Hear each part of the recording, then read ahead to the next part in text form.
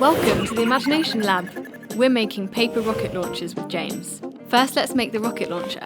Push your pipe firmly into the top of the bottle. Add some tape like we did if it doesn't fit perfectly. Now let's make the rocket.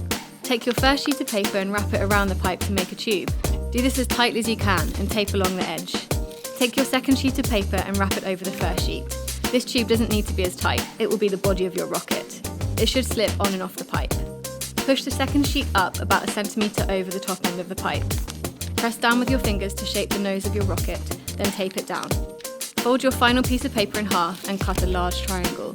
This will be the wings of your rocket. Take the top and bottom of the triangle to the pipe. Make sure it is lined up nice and straight so that it flies well.